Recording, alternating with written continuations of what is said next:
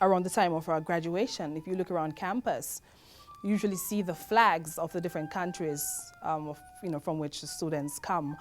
They're all sort of put up around the campus, and I'm always amazed because from whatever angle you are, wherever you're standing on campus, and it's a really big campus, you're going to see a flag, all right? So all around the campus. And so that shows the diversity of our school, and this diversity, as I said, is reflective of the city in which we live, of the nation as a whole.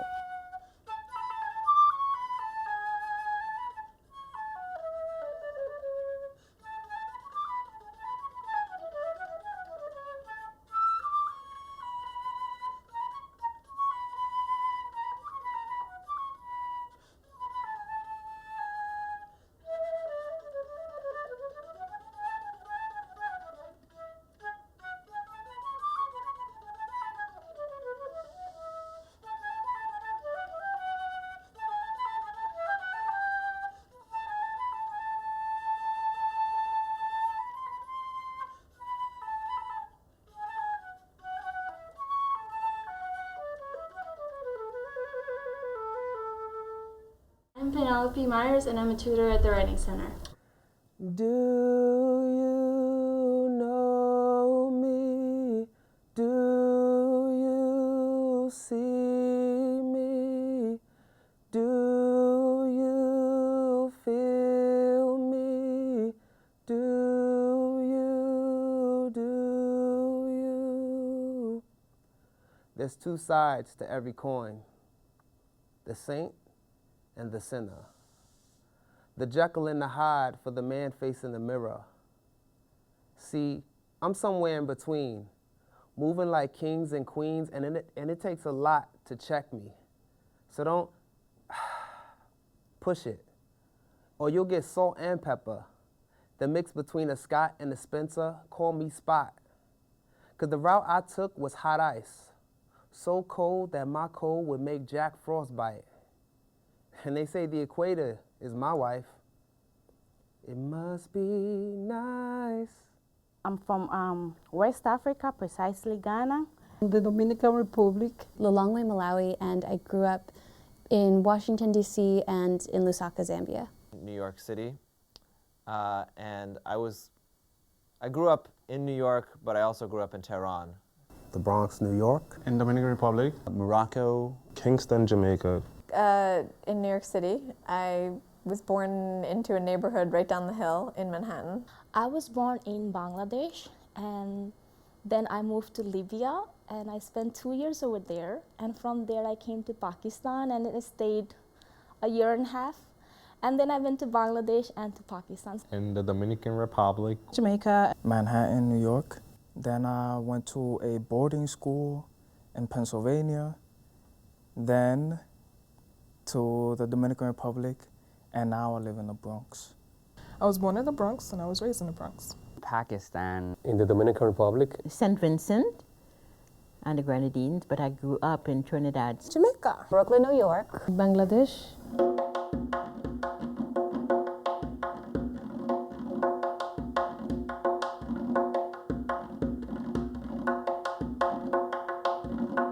Tikro Nko Ejina, which means two heads are better than one. Yeah, if you are two, it's better than being one by yourself. And two, you get advice from the other person, which will help you with all other things that you need. Yo amo los Estados Unidos. I love our United States. Mulibwanji. That's hello, basically, hello.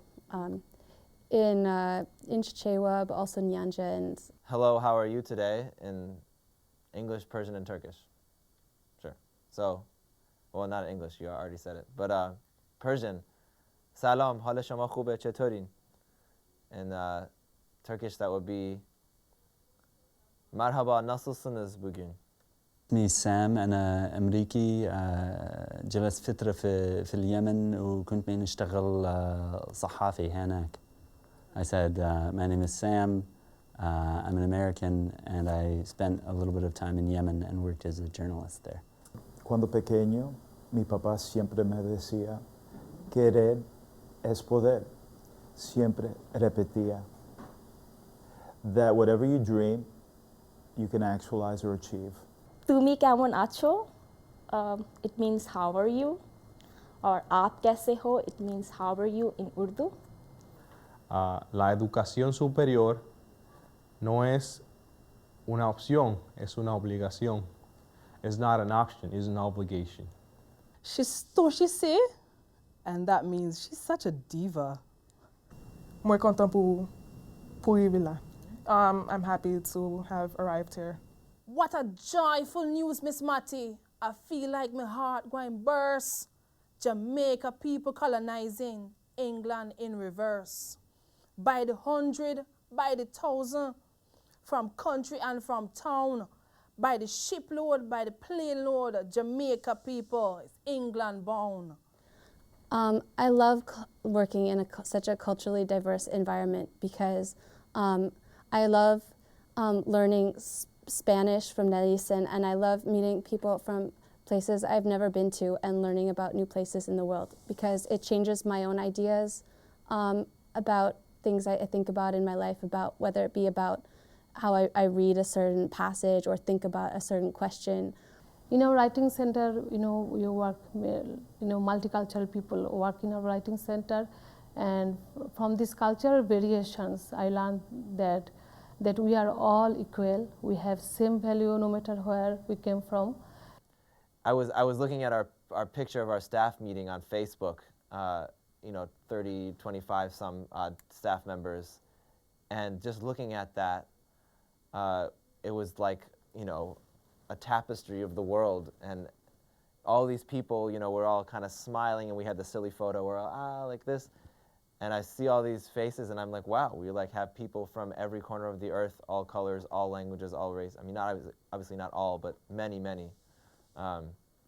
So it's really amazing, and it brings a lot of richness to our work. The whole thing is that not only we share our diversity, we also acquire greater diversity by our sharing who we are. I don't know, it's just kind of an amazing dynamic. I don't even know how it happens because people are from such different places. The staff is just from such different places and doing such different things. Like I'm studying physics, but and then like some of my best friends here are like, writers and teachers and do other things. So it's like a cultural diversity. It's also like an interest diversity. We have people from all around the globe, I feel like that. And it's not only the countries, it's like their personalities. Tutors from a variety of backgrounds, and they speak a variety of languages, but regardless of the differences, we all fit together so very well. It's amazing. And I recently heard a tutor make the comment that it's just amazing that we work so well together. We're all from these different backgrounds, but we fit so well together. The camaraderie and the friendships, the relationships, they all work so beautifully, and it's great. I find I'm constantly engaged with someone who's working behind the desk or one of the other tutors or one of the administrators about what country they come from, or how do I say this in Spanish, or how do I say that in Farsi. I find that there's kind of a constant give and take for me with people from various backgrounds, whether that's from Jamaica or from Dominican Republic or Iran. The staff at the Writing Center is real diverse, and I know it's diverse, but while I'm working there, I don't notice it. I just know that certain people are from certain places, and I hear other people speaking other languages, but we get along so well that you almost don't notice it, but it is known. People need that to associate with people, to feel common ground with other people. It helps them feel comfortable. Many students come to the Writing Center feeling very afraid, and it's something that's very hard to come to someone and ask for help. And it helps so much that when you find someone who's from a similar background as you. We have a regular United Nations here. It's amazing how it works, because everybody just seems to fit with each other, and we're interested in what differences there are, but we are also blown away with the similarities because we are so much alike. Wow. I can tell you that for lunchtime, it's like completely different. Have curry, we'd have jerk chicken, we'd have roti, we'd have, I forgot, lasagna, we'd have rice and beans, we'd, or habichuelas, arroz, like, we'd have tea, we'd have coffee, we have donuts, we have bagels. So it's just like one big potluck. People able to speak in 8 languages, sing in those languages, teach in those languages. We have people almost from everywhere. It's like the UN. And so I think it's amazing, and I know I love it because it allows me to learn how to better help people that are not, native English speakers. Hi, this is called the setar. It's from Iran.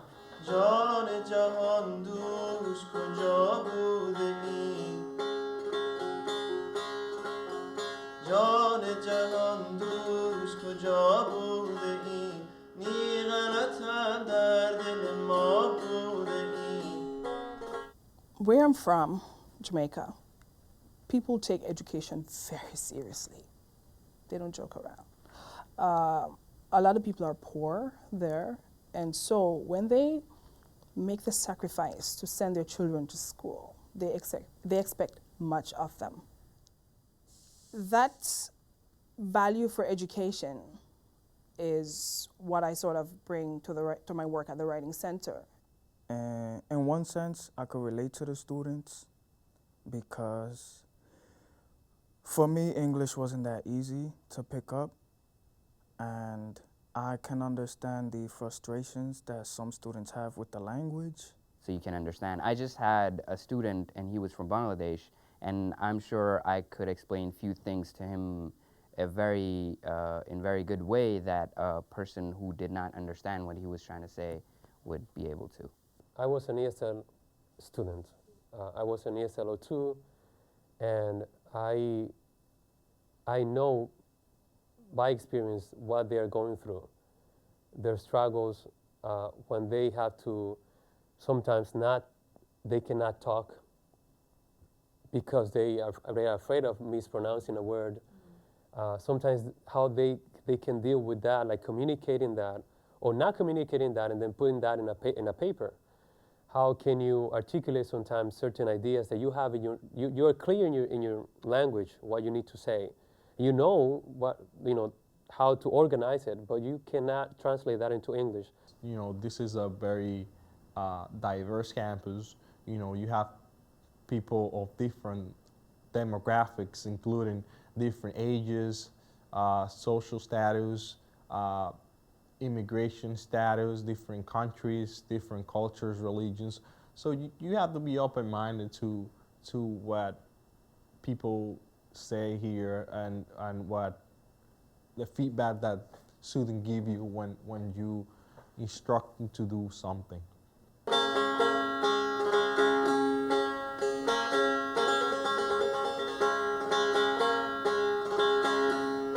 I've never heard of anything such as a math paper, but a student came in with a math paper, and you better believe it was 5 pages long. So they came in with a math paper, and they were explaining an equation, how they put it into a textbook. And I mean, I run it over with Anjali, and she was a math major. So it's good to have people who, have different degrees and stuff. But I am so intrinsically curious about everything that goes on. I'm interested in history. I'm interested in psychology. I'm interested in sociology. Perhaps because I know how they all work together to make up a productive citizen in the world or academia. So to me, it's no problem at all. Whether it's math, history, psychology, whatever, therapeutic, anything, I have no problem with it because there's always something to learn, and when students are writing an essay, it doesn't matter whether or not you know the subject, because you're looking at a certain format. You're looking at can you support your statements. People come, and they come from a class that is, let's say, it's not English, but it's psychology. Or another person comes with a assignment from education, and that's something good. So the diversity of the staff is certainly something that is good. जालिम दुनिया कहती है कि एक लड़का और एक लड़की कभी दोस्त नहीं बन सकते, इसलिए तुमसे छुप छुप कर मिलना अच्छा लगता है। अपनों से झूठ बोलकर तुमसे बातें करना अच्छा लगता है। रात को नींद आए फिर भी जागना अच्छा लगता है, क्योंकि इस ज़माने में तुम जैसा दोस्त मुझको मिला है। So that's my share with you. A place like Bronx Community College, or I think CUNY schools in general, encourage these intercultural friendships. And I think that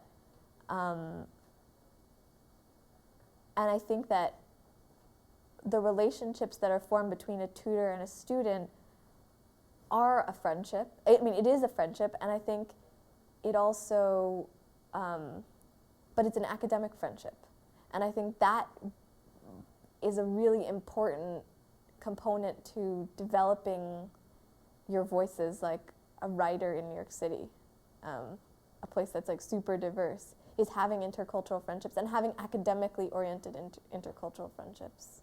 Yeah, the diversity definitely matters in the Writing Center. The Writing Center is a microcosm sort of the college and of New York City and of the United States. Not only the ethnic differences, but the age differences too, because that's part of diversity. And yes, so for instance, I'm one of the older tutors at the Writing Center. And I think nobody's ever said this to me, but I imagine that when older students come in, because older students can be so intimidated, when they come into the Writing Center and they see that there are older people like them, I think they relax. It's not so bad then, because we have some older people here as well. Same way for if somebody comes from Bangladesh and they see we have someone from Bangladesh there, they feel comfortable. It's not that that person from Bangladesh is going to work with them. No, it's just the entire atmosphere of acceptance that diversity brings.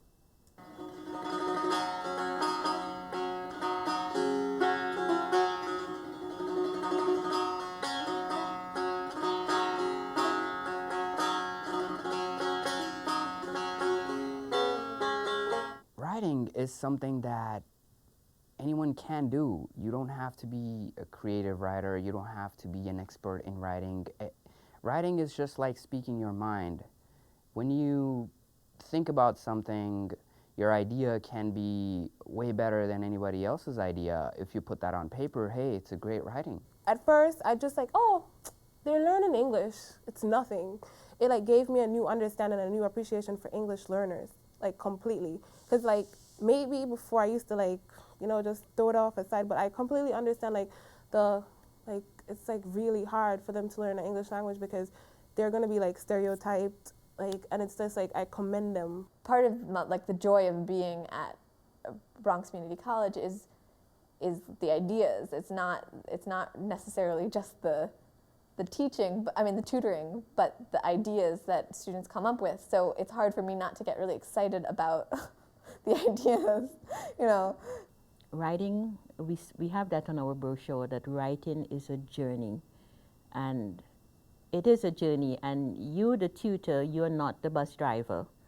Otherwise, you're going to take the tutee where you want them to go. Actually, you're a guide. First, you must have a passion for it.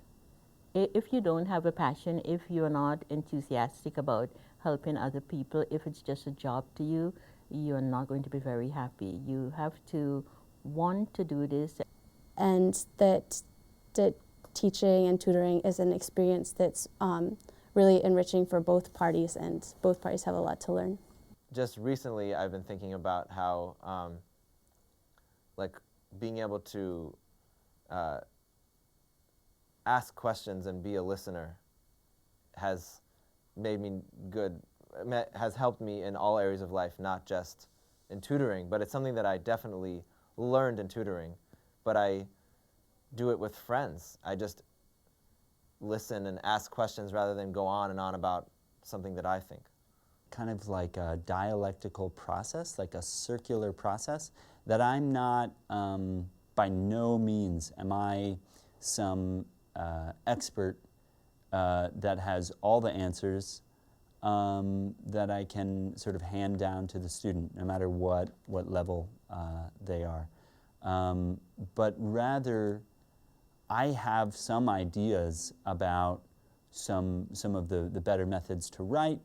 It's not just me talking and students learning. It's like a process. It's not just hard and fast. It's not easy. It's something that like while I'm teaching or tutoring, I'm also learning, because I'm learning about different backgrounds, different social situations that students come from, and I'm learning a whole lot of different things. I'm learning about different classes or courses as well, subjects, because sometimes we tutor not only English, but we tutor like, let's say, history or art or something else. So I'm learning while I'm teaching. And was that it's not necessarily about having all the knowledge, but it's more so about creating an environment where the knowledge can be found. I've seen students here complaining about homework, teachers, and everything. I used to be like that, and then just being here in the writing center is like, it makes me realize, wow, like, you know, I have evolved. So here we go.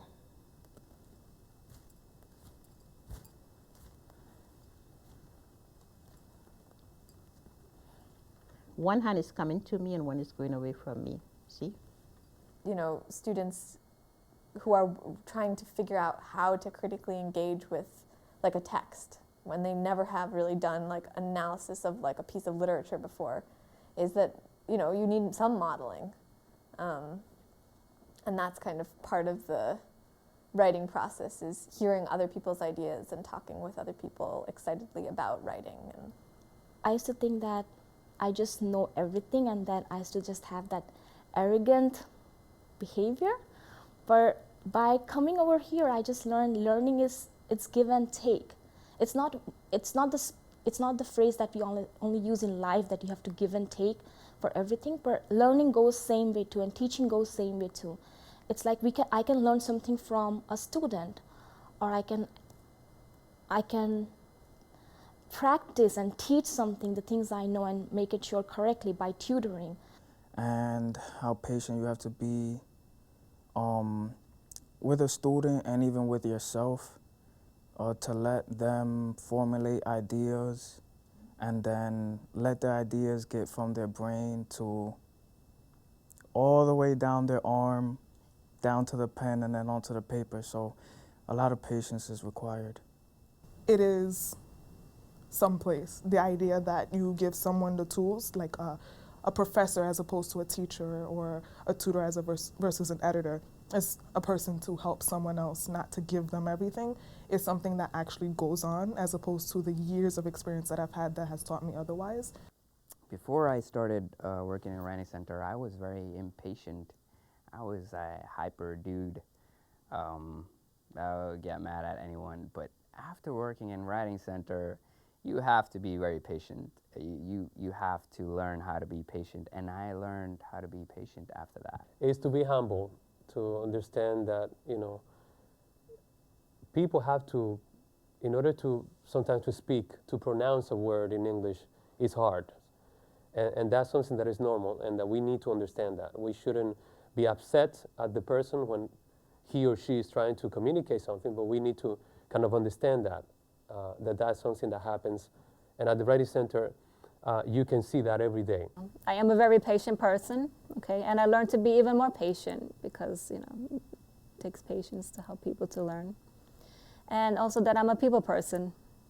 I have learned that everybody deserves a second chance, right? And I believe that the Writing Center serves that purpose for a lot of people.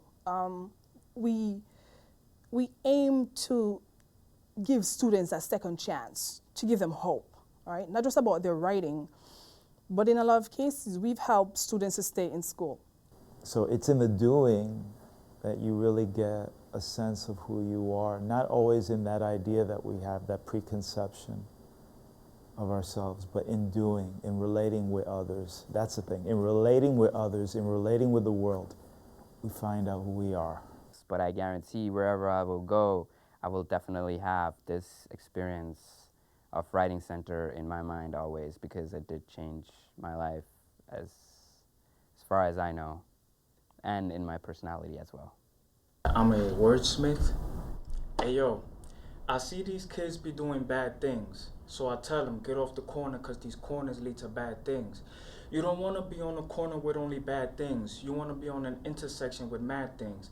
Options, legitimate ways for bling. You financially stable and just watch how these women cling. They say good things come in due time, but you behind bars, my friend, so when's your due time? Or I'm changing up all my hustles, different type of business ventures. You could call me Russell, but these shorties don't want to hear that. They want that money fast, that money that never lasts. They sit in the back of class and the teachers just giving pass because they got secret agendas hoping my people don't last. Mentally, but they scared of us physically. We need to combine that thing, and they store these people infinitely. But tell me how we supposed to do that? Anyone on CNN, all these shorties just be like, who that? They listen to West, just Kanye the best. But if the questions ain't about them, then they flunking the test. I can attest. From seeing Knicks to seeing bricks, getting kicks out of all of the shorties that gave me licks. Looking back now, one fast shorty is worth. Walk down the block and we fit the description, cause we got a white tee, Jordans, and fitted addiction. We need to get out that bubble and then our money's gonna double. Until then, them kids gonna be on the corner looking for trouble.